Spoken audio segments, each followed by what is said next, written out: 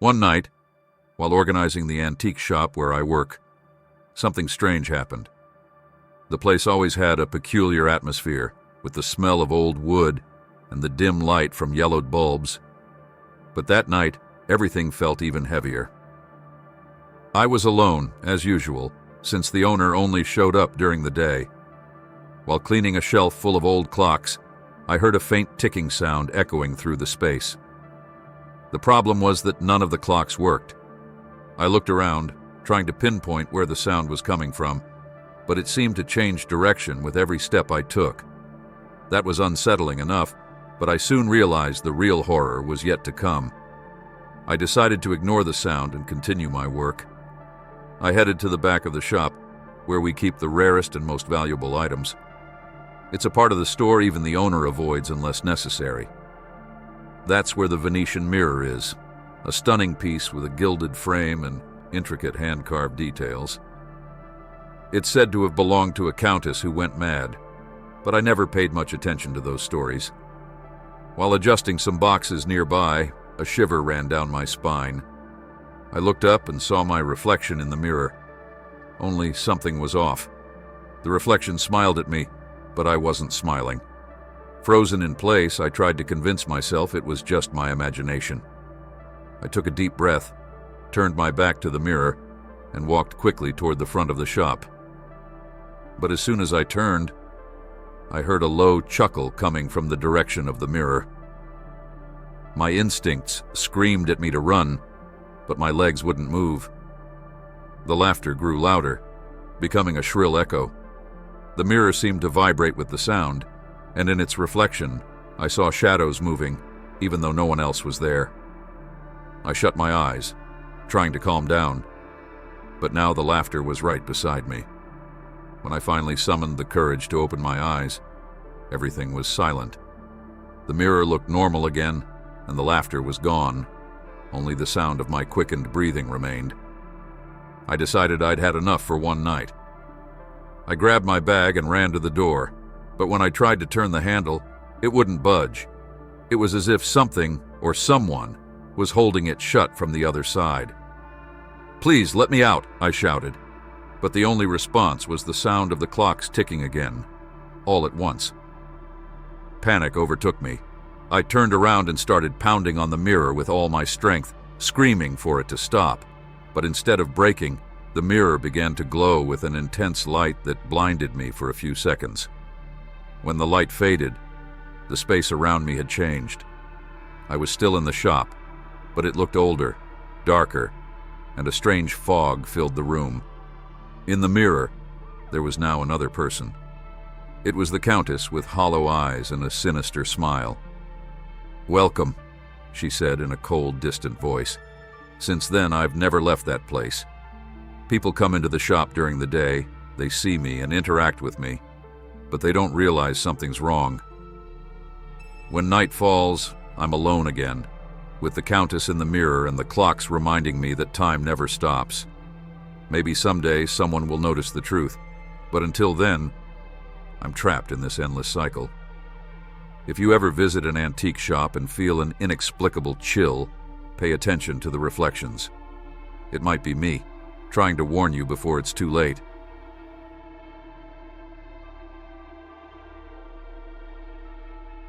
I've never been one to believe in ghost stories, but everything changed after a visit to an antique shop downtown. The place was small, tucked between old buildings, with a rusty sign that was barely legible. I was looking for something unique to decorate my apartment, and a friend had recommended that shop.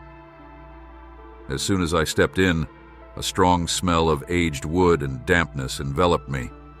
It felt like time had stopped inside. At the back of the shop, an elderly man with tired eyes greeted me with a slight nod. While I explored the place, my eyes were drawn to an old mirror. It had a gold frame full of intricate details, as if it had a story of its own. But what really caught my attention was the reflection. Something about it wasn't right. Instead of reflecting the room normally, it seemed darker, as if the mirror was showing a different version of the space. At first, I thought it was just the dust covering it, But as I got closer, I noticed my reflection wasn't perfectly in sync. It was subtle, but every move I made seemed slightly delayed, as if the reflection was watching before mimicking me. Ignoring the oddity, I decided to buy the mirror. The shop owner hesitated, watching me with a mix of concern and relief. "That mirror has seen many things," he said in a near whisper. I thought it was just a sales pitch to make the item seem more valuable, so I gave a nervous laugh and finalized the purchase. When I got home and hung the mirror on the living room wall, that's when everything started. The first night I woke up in the middle of the night feeling like I was being watched. The mirror, even in the dark, seemed to emit a faint glow, as if something on the other side was moving. In the following days, strange things began happening. Objects would change places, and a heavy atmosphere filled the room. More than once I caught the mirror's reflection moving when I was perfectly still. But the tipping point came when I noticed something terrifying. My reflection was no longer me. It looked like a distorted version, with a smile that didn't reach its eyes and movements slightly out of sync. And then, the next night, it simply wasn't there. The mirror reflected an empty room, even though I was standing right in front of it. Terrified, I tried to cover the mirror with a sheet, but it would fall to the floor every time I turned away.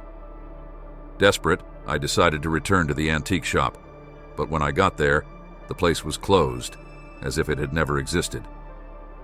The sign was lying on the ground, covered in dust, and the windows were sealed shut.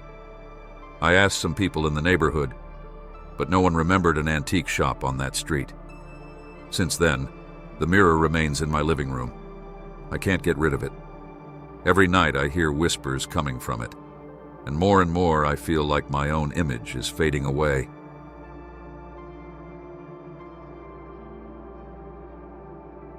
I've been a police officer for over 10 years, and I've seen things that would make most people lose sleep. But nothing, absolutely nothing, prepared me for the call that night. It was an emergency in the city center at an antique shop.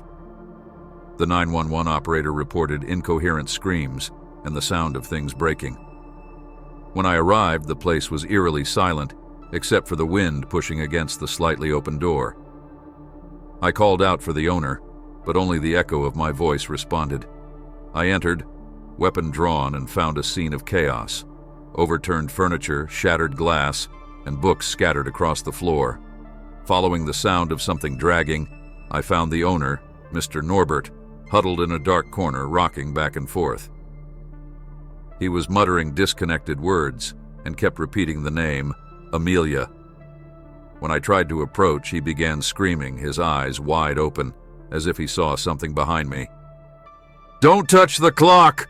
he yelled, pointing at an object covered with an old cloth. I tried to calm him down, but he only shrank further, mumbling about a broken contract and stolen time.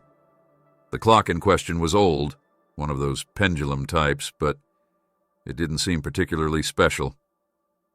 I decided to ignore his warning and lifted the cloth. The moment I did, the air around me grew heavy. The clock began emitting a low sound, like a muffled ticking, but its pendulum was still. When I looked back at Mr. Norbert, he was frozen, his eyes fixed on me, but he seemed different. His expression was no longer one of panic, but a sinister calm. "It's too late now," he whispered, then started laughing. A shrill laugh that echoed throughout the shop. The clock read 3:15, and time seemed frozen in that moment. No updates on the radio, no sounds from the street, only the ticking sound. When I tried to leave the shop, the door wouldn't budge, as if something invisible was holding me inside. Mr. Norbert's laughter stopped abruptly, and he stared at me with a chilling coldness. "He's coming," he said, and before I could ask who, all the lights in the shop went out. In the dark, the only sounds were the ticking of the clock and something heavy moving.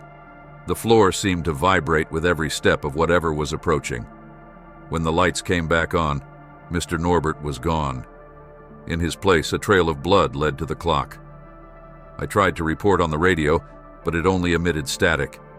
At that moment, I realized something had changed within me. The clock was still there, and now its hands were moving backward. It was as if time had undone itself, and I was trapped in a night that would never end. When they finally found me, hours later, the shop was intact. No signs of a struggle, no trail of blood. Only the clock remained, stopped at 3:15. Since then, I've been plagued by nightmares about that place. No one believes my story, and the call log has vanished from the records. But every night at 3:15, I wake up to the sound of ticking coming from nowhere.